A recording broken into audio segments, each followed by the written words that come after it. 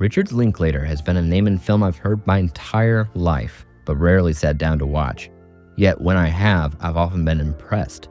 Whether I thought his films were enjoyable or not seemed to be more of a moot point, as I've enjoyed the subtleties and nuances behind what's going on in each of his films, as well as his seemingly innate ability to showcase true human connection as seen in the Before trilogy and Boyhood, to his unique blend of humor as seen in Dazed and Confused, to the dark comedy Bernie.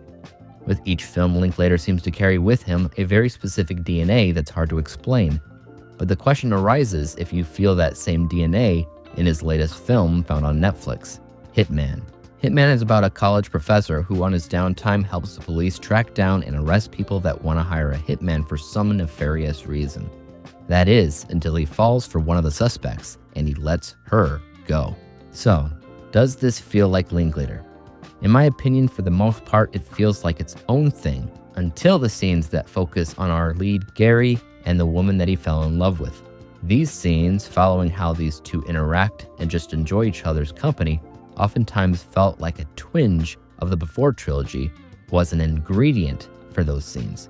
The rest of the movie doesn't have as much Linklater spirit as I would have liked, but that's okay, as its central idea and the mere fact that it's based off of a true story is intriguing enough at the very least. Glenn Powell does a pretty decent job portraying all of the fake low-life and high-life assassins, and just seeing what he would do next was great fun. And the more that you think about how the real-life Gary did most of this, is almost as compelling as the ever-changing personalities seen in Master of Disguise or another true-life story, Catch Me If You Can. However, a podcast called Pretend recently debunked most of that story, but it's still a great movie nonetheless. Seeing people don on different disguises is always fun, whether you like the entire movie or not, and I would have to say that the first act of this movie is jam-packed with scenes like that.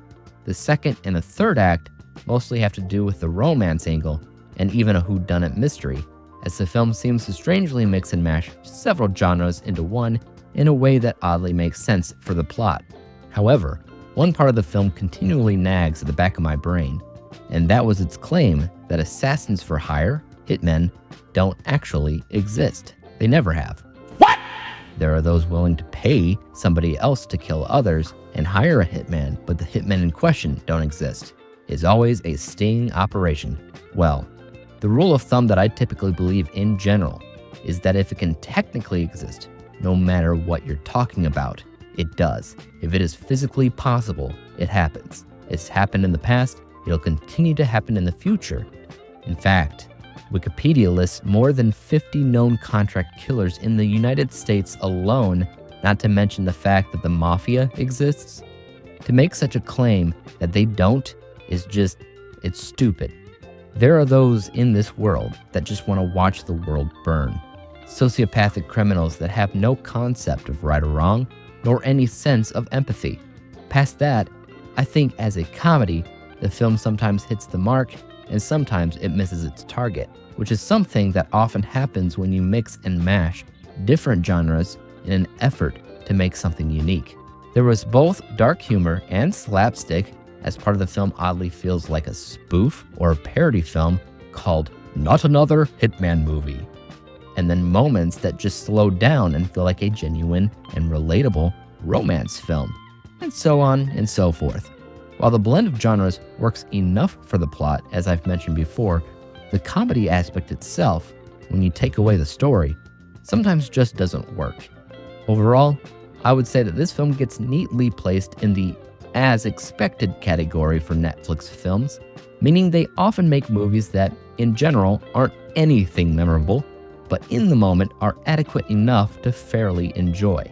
For me, that means a letter grade of C-.